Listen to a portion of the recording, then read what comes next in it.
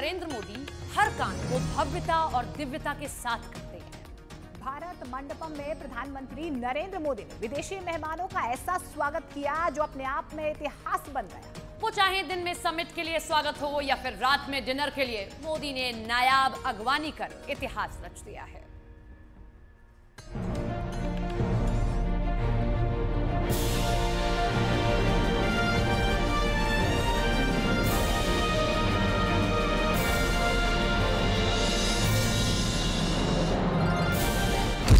Joe Biden America के राष्ट्रपति, Rishi Sunak UK के पीएम,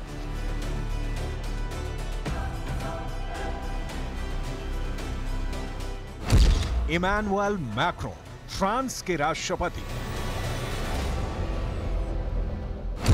ओलाफ शॉल्ज जर्मनी के चांसलर, जॉर्जिया मेलोनी इटली की प्रधानमंत्री,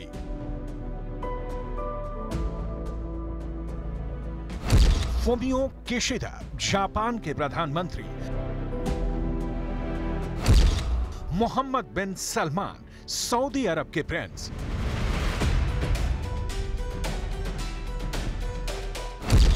जस्टिन ट्रूडो कनाडा के प्रधानमंत्री,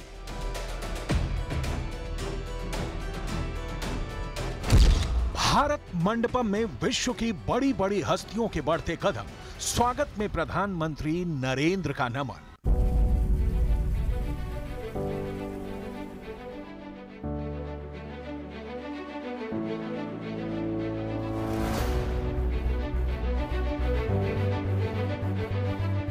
आज G20 के प्रेसिडेंट के तौर पर भारत पूरी दुनिया का आह्वान करता है कि हम मिलकर सबसे पहले इस ग्लोबल ट्रस्ट डेफिसिट को एक विश्वास, एक भरोसे में बदलें।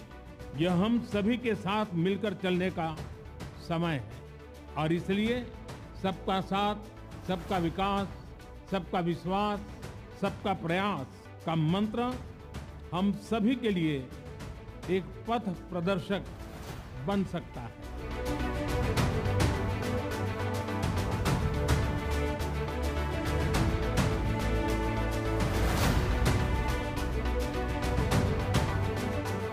जब बरसों पुरानी चुनौतियां हमसे नए समाधान मांग रही है, 21वीं सदी का यह समय पूरी दुनिया को नई दिशा दिखाने वाला और नई दिशा देने वाला एक महत्वपूर्ण समय है।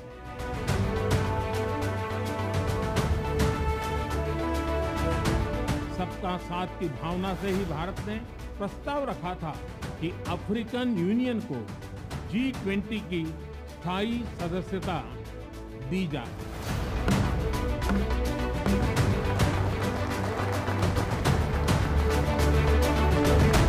भारत की G20 प्रेसिडेंसी देश के भीतर और देश के बाहर इंक्लूजन का, सबका साथ का प्रतीक बन गई है। भारत में ये पीपल्स G20 बन गया।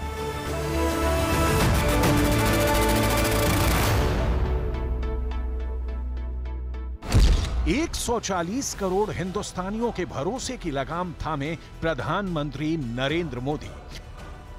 भारत के नव निर्माण को नई दिशा देते प्रधानमंत्री नरेंद्र मोदी। G20 में नई डिप्लोमेसी के साथ विश्व के पटल पर लोकप्रियता का नया अध्याय लिखते नरेंद्र मोदी। पूरी दुनिया को नई दिशा दिखाने वाला और नई दिशा देने वाला एक महत्वपूर्ण समय है। ये वो समय है जब बरसों पुरानी चुनौतियां हमसे नए समाधान मांग रही हैं और इसलिए हमें ह्यूमन सेंट्रिक अप्रोच के साथ अपने हर दायित्व को निभाते हुए ही आगे बढ़ना है। ये तस्वीरें भारत के प्रति दुनिया के विश्वास की मुनादी कर रही हैं। आज पूरी दुनिया भारत की ओर देख रही है। दुनिया का सबसे शक्तिशाली शख्स सलाम कर रहा है।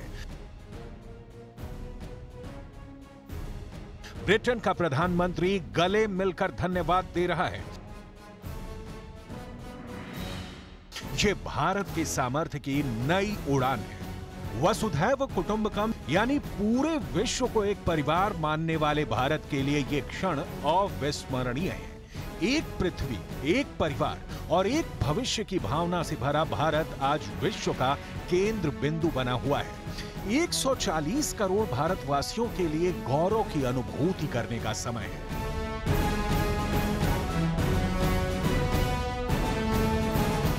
यह हम सभी के साथ मिलकर चलने का समय है और इसलिए सबका साथ, सबका विकास, सबका विश्वास, सबका प्रयास का मंत्र हम सभी के लिए एक पथ प्रदर्शक बन सकता है। वैश्विक अर्थव्यवस्था में उथल-पुथल हो, नॉर्थ और साउथ का डिवाइड हो, ईस्ट और वेस्ट की दूरी हो, फूड, फ्यूल और फर्टिलाइजर का मैनेजमेंट हो, टेररिज्म और साइबर सिक्योरिटी हो, हेल्थ, एनर्जी और वाटर सिक्योरिटी हो, वर्तमान के साथ ही आने वाली पीढ़ियों के लिए हमें इन चुनौतियों के ठोस समाधान की तरफ बढ़ना ही होगा। फ्रेंड्स, भारत की G20 प्रेसिडेंसी देश के भीतर और देश के बाहर इंक्लूजन का, सबका साथ का प्रतीक बन गई है। भारत में ये पीपल्स G20 बन गया। करोड़ों भारतीय इससे जुड़े। देश के 60 से ज्यादा शहरों में 200 से ज्यादा अधिक बैठकें हुई। प्रधानमंत्री नरेंद्र मोदी ने दिल्ली के भारत मंडपम में G20 समिट में आए वर्ल्ड लीडरों का अपने ही स्टाइल में स्वागत किया।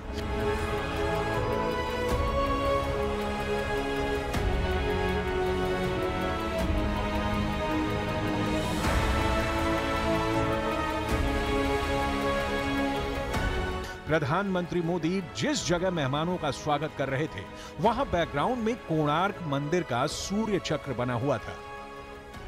कोणार्क मंदिर का सूर्य चक्र G20 में भारत के सांस्कृतिक वैभव की पहचान बना, भारत की ऐतिहासिक और धार्मिक विराटता का परिचय दे रहा था।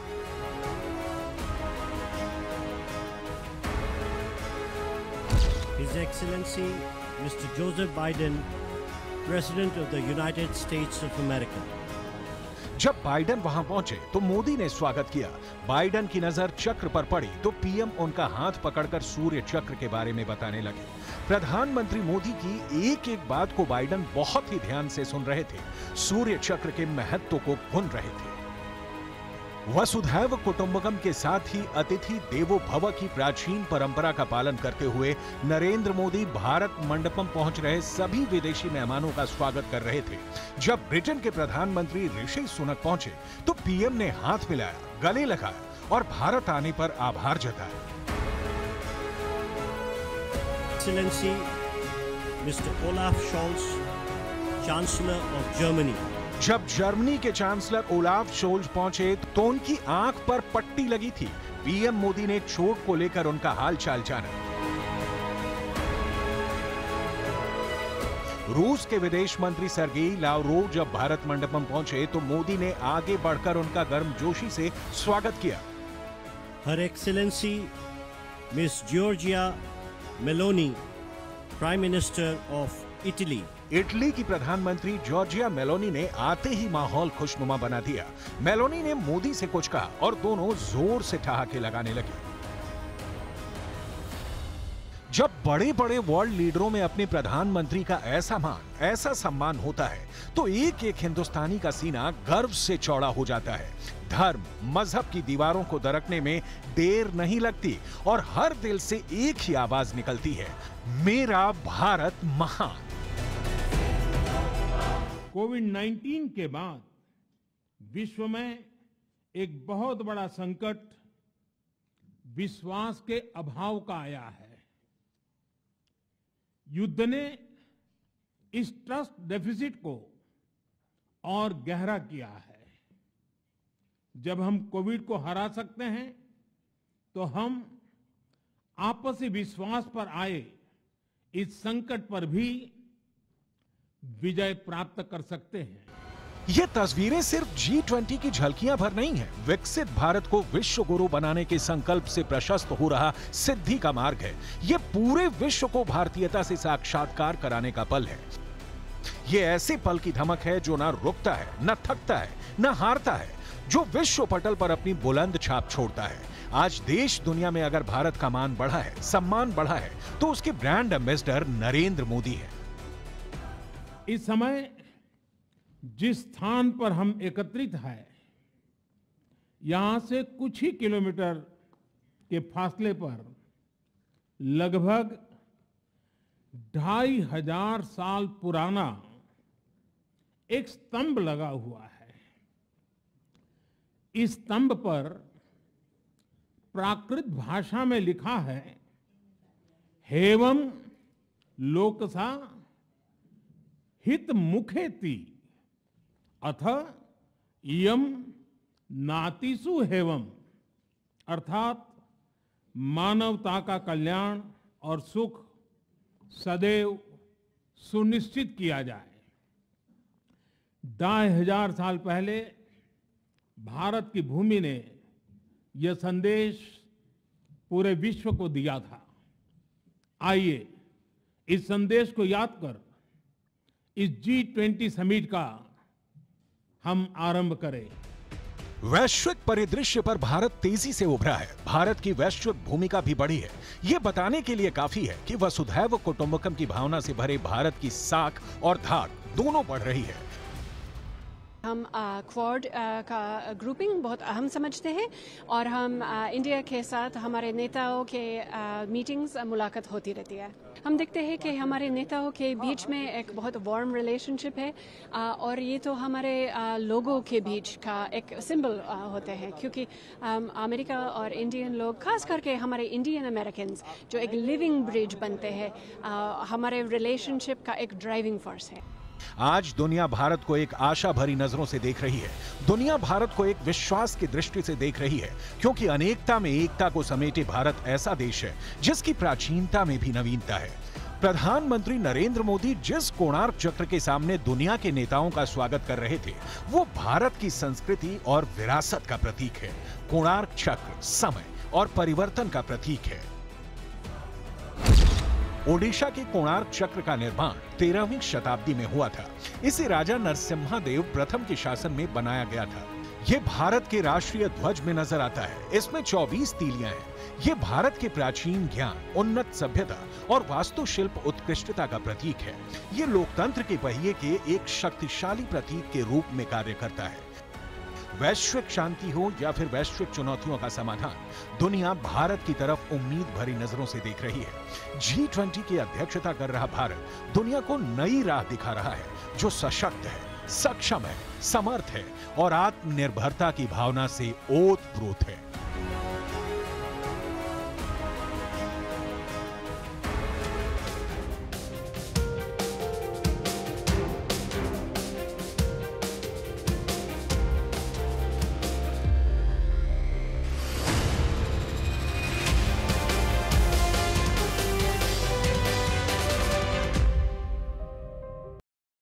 जिन्हें प्योरिटी का नहीं थी, मैं मीडिया के साथियों से भी विनम्र आग्रह करूंगा कि वे अब हमें समय दें और इस सभागृह से बाहर जाने का कष्ट करें।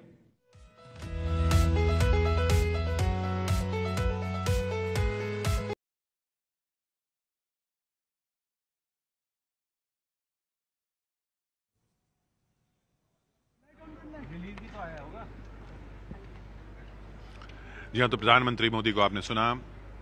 बड़ी खबर ये कि एक तो अफ्रीकन यूनियन को सदस्यता मिलने के बाद G20 में, जिसकी हम बार बार बात कर रहे थे, भारत के लिए एक बहुत बड़ी कूटनीतिक जीत। भारत के लिए प्रधानमंत्री के जहां बैठे थे, जैसे वो शुरू हुआ, सबसे पहली नज़र इसी बात पे गई कि उनके डेलीगेट प्लेट के नाम के आगे जो नेम प्लेट थी उसमें इंडिया नहीं लिखा था, इस बार भारत लिखा था। अंग्रेजी में लिखा था लेकिन भारत लिखा था, BHARAT, Bharat. Prime minister of Bharat के नाम से, प्राइम मिनिस्टर ऑफ भारत के तौर पर प्रधानमंत्री ने अपने ओपनिंग रिमार्क्स रखे, जिसमें सबका साथ सबका विकास की बात की, किस तरह से 60 शहरों में G20 के इस अध्यक्षता के साल में मीटिंग्स ऑर्गेनाइज की गई, उसकी बात की। तो प्रधानमंत्री पर सबकी नजर तो उसी चीज पे गई। जैसे वो आया, हमने पहली तस्वीर जो देखी वो यही देखी कि वहां भारत लिखा हुआ है। बिल्कुल, सबकी नजर उसी पे गई। और अभी तो G20 चल रहा है किशोर, और चुनावी साल है, तो ये जो भारत लिखा हुआ है ये कई समय, पूरे साल भर जो है छाया रहेगा और इसके इर्द गिर्द राजनीति खूब होगी। लेकिन प्रधानमंत्री ने अपने संबोधन में ये एक तरह से फिर से उस बात पर जोर दिया जो हम सुबह से कई बार चर्चा भी कर रहे हैं कि अफ्रीकन यूनियन को शामिल करने पर उन्होंने ये उम्मीद जताई है कि आज सब सहमति दे देंगे। तो एक बार फिर उन्होंने सार्वजनिक अपने संबोधन में ये बात बोली। और कोविड के बाद की जो स्थिति पूरी दुनिया के सामने बनी है, क्योंकि आप जानते ही हैं कि G20 का जो एक तरह से कहा जाए कि इसका गठन, इसका जन्म जो आर्थिक मंदी 2009 की आई थी उसके बाद पूरे दुनिया को किस तरीके से आगे निकाला जाए, क्राइसिस से बाहर निकालने के लिए G20 बना था। तो अब कोविड से आगे की बात किस तरीके से दुनिया देखे, इन सब चीजों पर प्रधानमंत्री ने जोर दिया। और अब दुनिया के ये सबसे शक्तिशाली राष्ट्र अध्यक्ष अब बैठेंगे, मंथन करेंगे, करीब 2 दिनों तक इनकी चर्चा होगी और क्या फाइनल आउटकम निकलता है ये कल तो शाम को सर्वसम्मति से अफ्रीकन यूनियन स्थायी सदस्य बन गया है, ये खबर है, जो एक बड़ी खबर है। आखिरी G20 है, अगला G21 होगा। G21 होगा जिसमें अफ्रीकन यूनियन भी होगा। और भारत इस पूरी कोशिश में लगा था कि इसको शामिल कर लिया जाए। चीन इस कोशिश में लगा था कि ऐसा न हो, और ऐसा हुआ है। लेकिन फिर वही बात आपने कहा कि अफ्रीकन यूनियन को ऐलान किया है, कूटनीतिक जीत बहुत बड़ी भारत की हो चुकी है। प्रधानमंत्री ने घोषणा कर दिया है और अफ्रीकन यूनियन के जो प्रमुख थे वो आए, पहले किस तरह से हैंडशेक किया, गले लगाया गया। तो यूरोपियन यूनियन कह सकते हैं, माफ कीजिएगा, G20 को अब कह सकते हैं G21, G20, यहाँ से G21। तो एक बहुत बड़े, पहली बार विस्तार हुआ है G20 का विस्तार पहली बार, जिसमें अफ्रीकन यूनियन को शामिल किया गया, जिसमें हम लगातार बात कर रहे हैं कि कैसे भारत इस कोशिश में था, क्यों अफ्रीकन यूनियन को लाना था, कैसे वहां पर अफ्रीका के कई देशों में चीन अपने पांव जमा रहा है, लोन देने के नाम पर या उनके देश में विकास करने के नाम पर चीन उन देशों की अर्थव्यवस्था में घुस जाता है और फिर उनको अपने ऊपर निर्भर कर लेता है। और फिर वो अपने जिस तरीके से उनकी पूरी अर्थव्यवस्था ही नहीं, पूरी सरकार ही उस पर निर्भर हो जाती है। किशोर, एक चीज, सेशन के शुरुआत से पहले ही अफ्रीकन यूनियन मेंबर बन गया है G20 का। उनको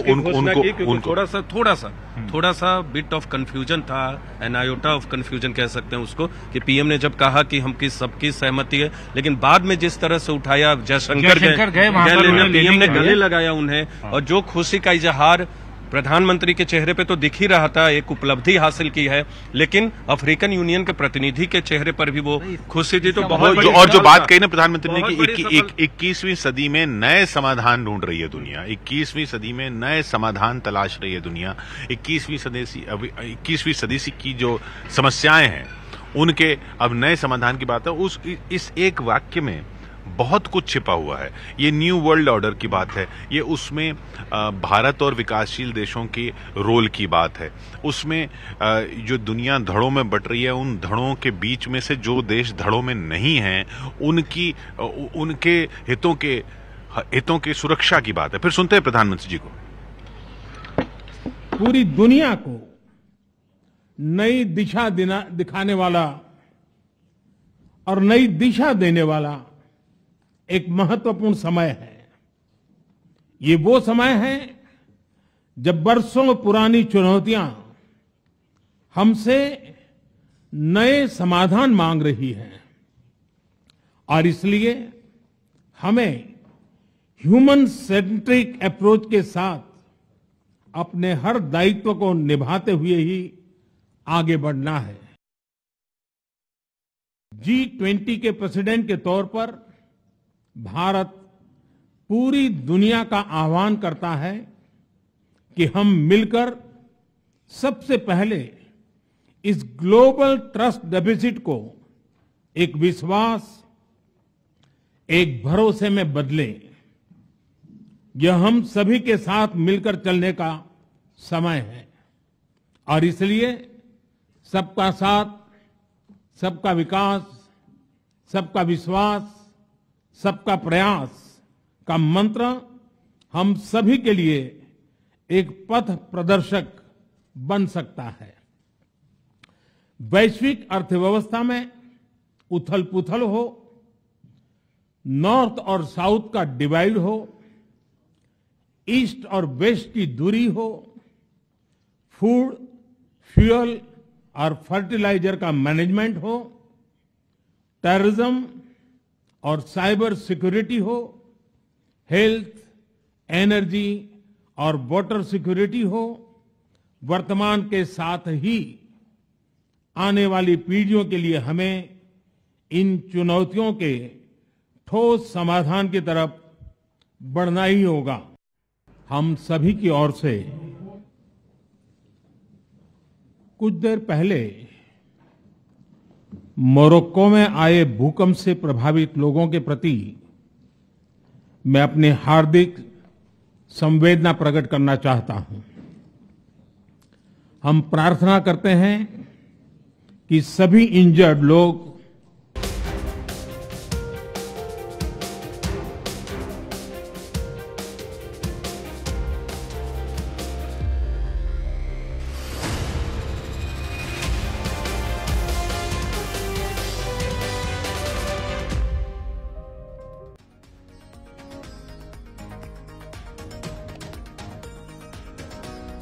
वसुधैव कुटुंबकम की नीति लिए भारत आज महामंथन कर रहा है, जिसमें बात सबसे की गई और सभी का साथ लेकर एक बड़ा डिक्लेरेशन नई दिल्ली से दिया गया। लेकिन इस वक्त की बहुत बड़ी खबर यही है कि G20 में भारत की बड़ी कामयाबी सामने आई है, बड़ी कामयाबी हासिल की है भारत ने। G20 में भारत की कूटनीति के आज 3 बड़े हमने पहलू देखे। पहली कामयाबी यह है कि G20 का घोषणा पत्र 100% सहमति के साथ जारी हो गया। दूसरी कामयाबी भारत की ये रही कि वो अफ्रीकन यूनियन को G20 में शामिल करने में कामयाब हो गया। इसके अलावा तीसरी कामयाबी भी बेहद ऐतिहासिक है। भारत और मिडिल ईस्ट के साथ यूरोपीय कनेक्टिविटी कॉरिडोर की ऐतिहासिक शुरुआत का आज ऐलान हुआ। इस कॉरिडोर में भारत, यूएई, सऊदी अरब, यूरोपियन यूनियन, फ्रांस, इटली और जर्मनी के अलावा अमेरिका भी बड़ा साझेदार होगा। India middle east Europe connectivity corridor जल्द लॉन्च होगा। ये भारत की 3 बड़ी ग्लोबल कामयाबी हैं जो आज उसने दर्ज की है। ये भारत की ताकत और सफल कूटनीति को दिखाता है। ये बताता है कि दुनिया के वर्ल्ड ऑर्डर में भारत का रोल अब कितना अहम हो गया है। आज 3 मुद्दों पर हम बात करेंगे, लेकिन सबसे पहले आपको पीएम मोदी का बयान सुनवाते हैं। मेरे मित्र राष्ट्रपति बाइडेन के साथ इस इवेंट को को-चेयर करते हुए मुझे हार्दिक खुशी हो रही है। आज हम सब ने एक महत्वपूर्ण और ऐतिहासिक समझौता संपन्न होते हुए देखा है। आने वाले समय में यह भारत, पश्चिम एशिया और यूरोप के बीच इकोनॉमिक इंटीग्रेशन का प्रभावी माध्यम होगा। यह पूरे विश्व में कनेक्टिविटी और विकास को सस्टेनेबल दिशा प्रदान करेगा।